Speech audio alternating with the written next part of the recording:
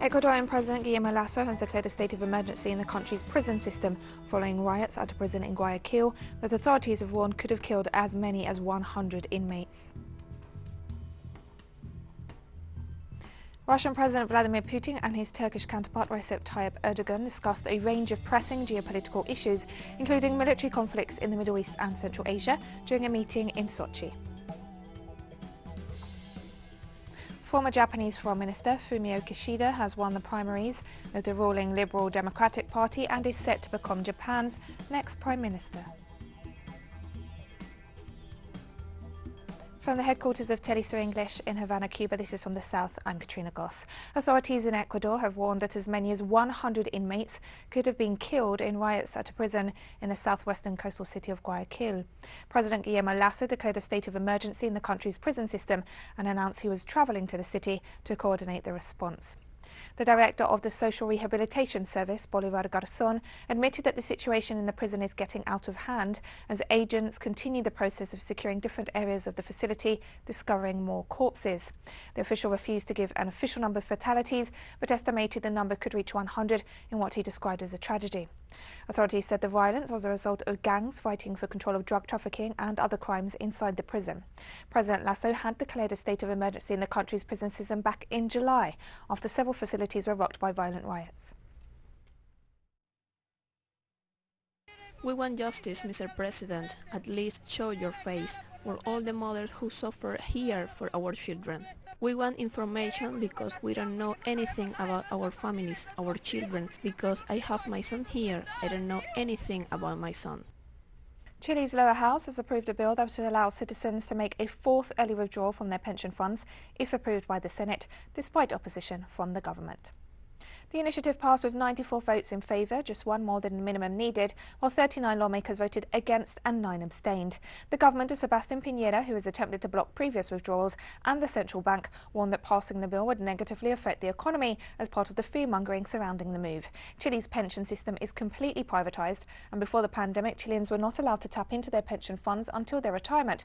But the country's ongoing economic crisis, further aggravated by the pandemic, led opposition parties to push for the early withdrawals in order to get cash into the hands of citizens facing major hardships.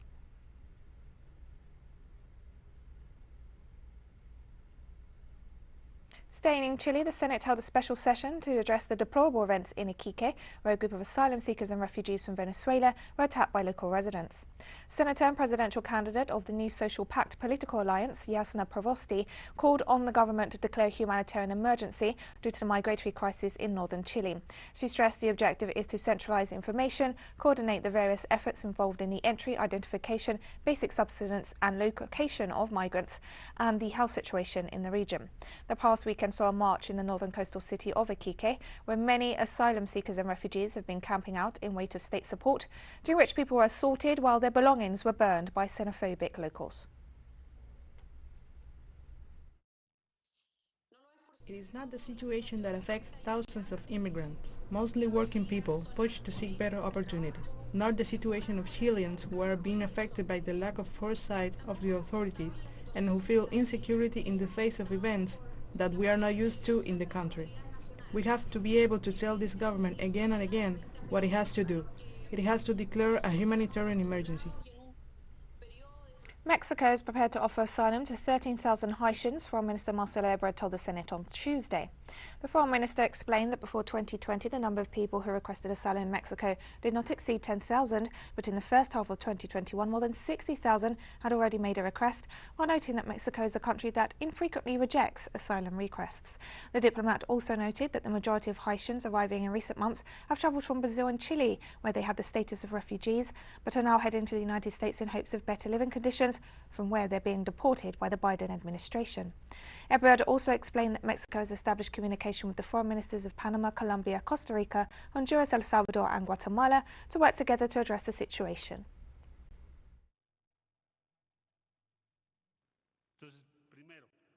So first, they are not coming from Haiti, they are coming from Brazil and Chile. Second, they are now heading to the United States due to a misinterpretation of an announcement by the US government. Third, what has Mexico done regarding this flow? Well, first of all, we cannot offer refuge to many of them, because they are already refugees.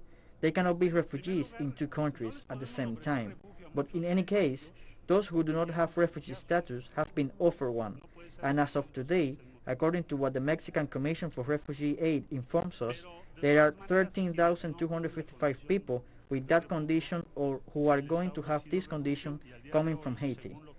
What will be the position of Mexico? Well, we had a meeting and we are in communication with the foreign ministries of other countries like Panama, Colombia, Costa Rica, Nicaragua, Honduras, El Salvador and Guatemala. So we know that there are movements, but we do not know yet how big they are going to be. And as hundreds of thousands of people cross a large part of the American continent in an attempt to reach the United States, we take a look at the situation in Colombia with our correspondent Hernan Tobar.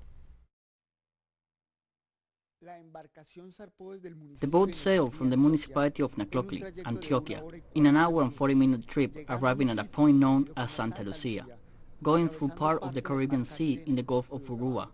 We arrived at a point where people waited for their travel supplies. There, we continued by land in horse-drawn carriages or motorcycles, going through the almost inaccessible roads further into Colombian Choco.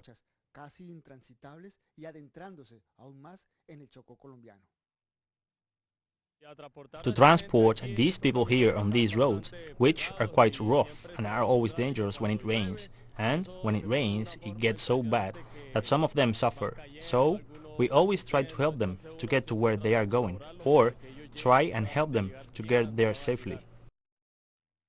Some road sections must be done by foot because of their poor condition, a risk for some of the asylum seekers.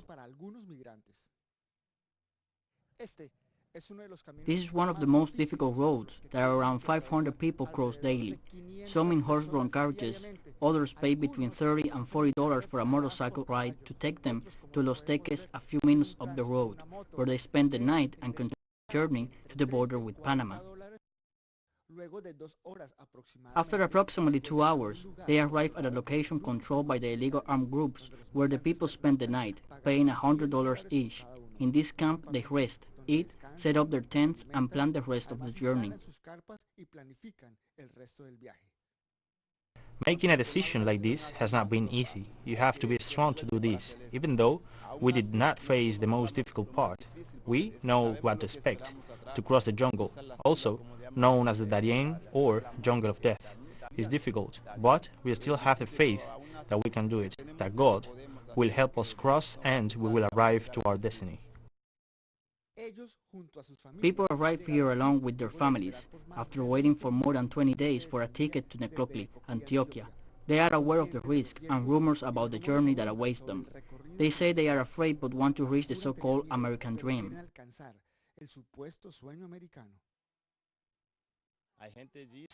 There are people who say that in Panama there are places like this. Others say there are people who sometimes steal your belongings and sometimes rape the women. Despite the hardships, men, women and children are determined to reach the North American countries, with the idea of changing their lives and helping the rest of the family that stayed behind. So they continue their journey through the jungles that connect Colombia with Panama. Hernán Darío Tobar, teleSUR, Acandí, Departamento del Chocó, Colombia. And we'll be right back after this very short break, so don't go away.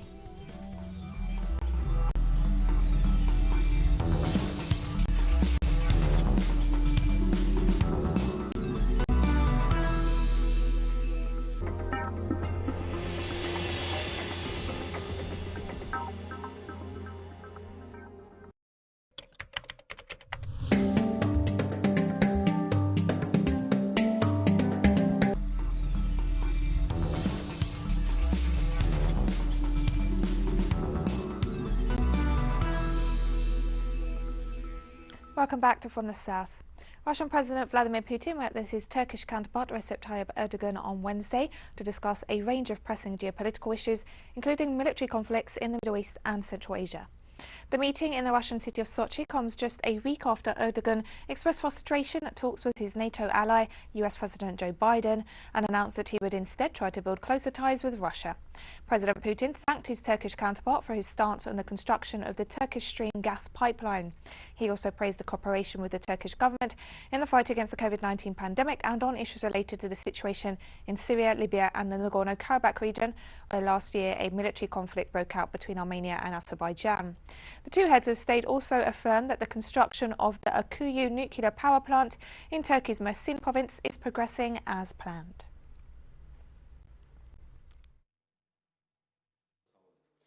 Negotiations are sometimes difficult, but with a positive final result. Our departments have learned to find compromises beneficial for both sides. I especially believe that there is very big benefit in Turkey and Russia keeping stronger relations each passing day. The steps we have taken with Russia related to Syria is of utmost importance.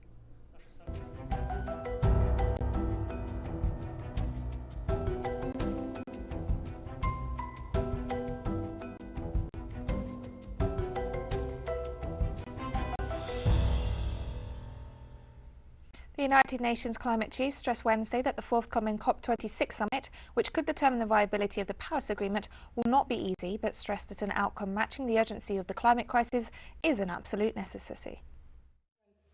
It's certainly not going to be easy. It's never easy way in the COP processes. But I think that at this moment in time, it is really an absolute necessity that we can come out of the conference and present to the world a message of hope, a message of clarity on where we are going and how we are going to move going forward. And this Wednesday, Extinction Rebellion activists staged sit-ins in front of different media headquarters in the Italian city of Milan, aiming to call attention to the way climate change is covered in the press. 400 climate activists from 180 countries were invited to Italy's financial capital for a three-day summit that will send its recommendations to the Climate Change Conference to be held next month in the Scottish city of Glasgow. It will be followed by a two-day pre-COP26 meeting aimed at finding common ground on sticking points among the participants, which include big emitting countries and countries that still lack electricity for all their inhabitants. We are facing the biggest emergency man has ever had to face, and it is not being faced like it should be. The governments are failing at this. The COP26 that will take place in Glasgow with the pre-COP here in Milan has failed for 25 years, and we are here today to try and bring attention on an issue that should be center stage.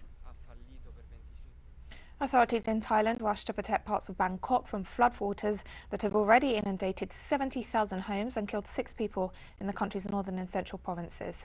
The Thai Disaster Prevention and Mitigation Department said Tropical Storm Dianmu has caused flooding in 30 provinces, with the central region the worst hit. The level of the Chile Praia River is steadily rising as authorities release water from dams further upstream.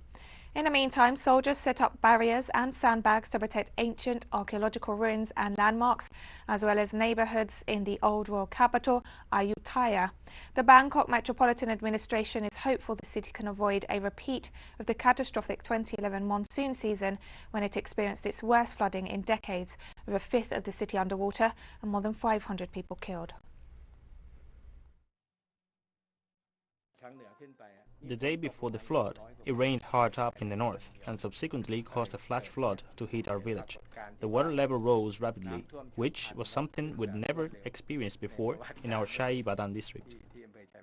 I'd already packed and moved some of my stuff, but the flood water came at night. I came fast, so I didn't have time to finish moving everything. The water reached the level of my hip in a matter of minutes. Tens of thousands of people in South Sudan continue to be displaced by rising floodwaters that have forced them to leave their wrecked homes as overflowing rivers flood farmland and swallow up livestock. Barely 16 kilometres from the capital Juba, the devastation is apparent, with locals surrounded by water as they try to feed their children and find a safe place to sleep. According to the UN's Emergency Response Agency, over 426,000 people have suffered the impacts of the disaster across the world's youngest country. Emergency workers have used canoes and boats to reach cut-off populations. Authorities warn that more heavy rains and flooding are expected in the coming months.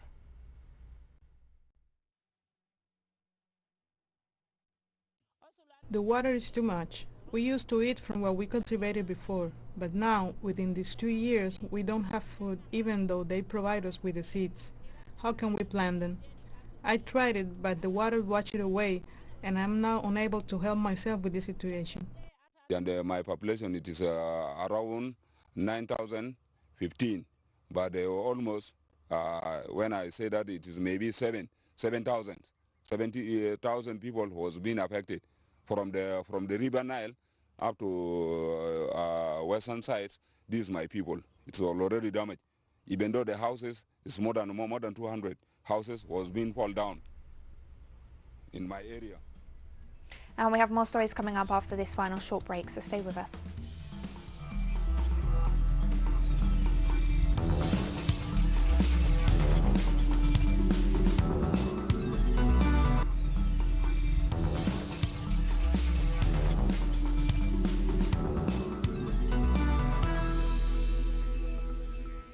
Welcome back to From the South. Former Japanese Foreign Minister Fumio Kishida has won the primaries of the ruling Liberal Democratic Party, which will make him the next Prime Minister of Japan. Kishida secured 257 votes against the 170 of his rival, Taro Kono, who has served as Minister for Administrative and Regulatory Reform since 2020. Former Communications Ministers Seiko Noda and Sanae Takaichi also ran for the post, both seeking to become the first woman Prime Minister of Japan. Parliament will meet on Monday to elect the new Prime Minister, with Kishida the virtual winner as his party and its coalition partner Komeito hold a majority in both houses. On securing victory, Kishida offered a speech to fellow party members in both houses of Parliament, in which he acknowledged that the country is still facing several crises and vowed to fight the coronavirus pandemic.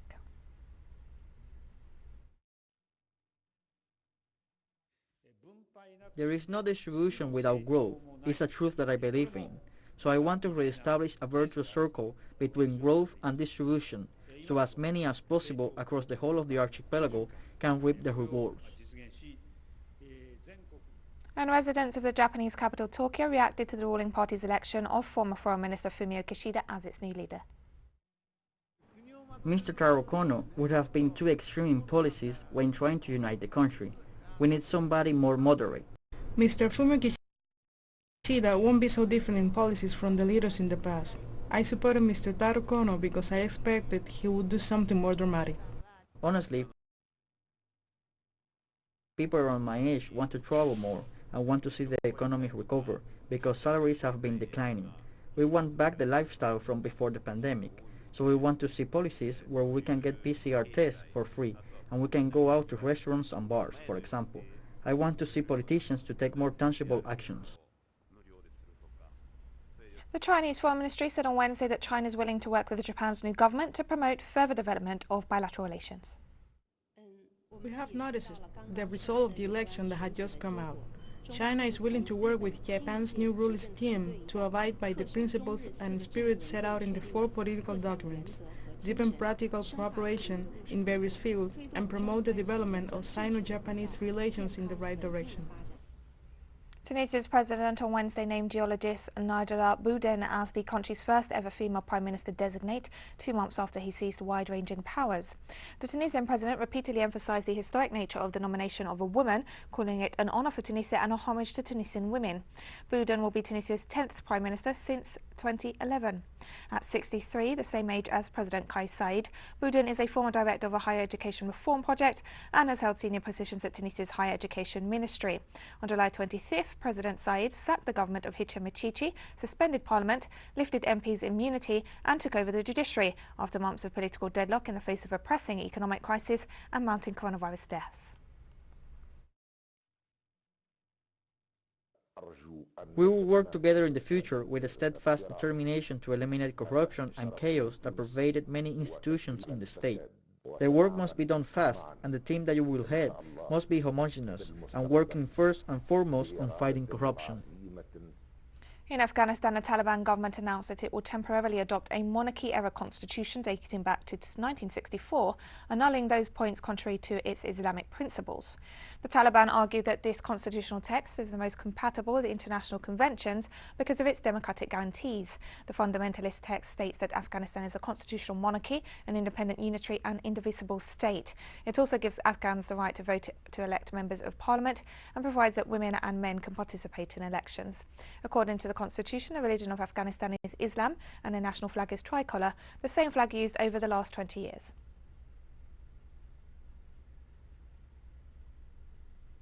The main border crossing between Jordan and Syria is reopened on Wednesday. The Jabal Nasib crossing reopened in the early hours of the morning, with traders immediately passing through it. Passengers and drivers of cargo trucks have to take a PCR test in order to use the crossing to prevent the spread of the coronavirus. This border crossing was closed in July due to another strong wave of the pandemic. The new decisions are fine and will be good for both countries, whether it was for the trade or the economy, as well as the medical and tourism sectors. I didn't face any difficulties now, but in general there were struggles in getting security permissions and the transporting of goods because the Jordanian side was closed, and maybe the Syrian side as well.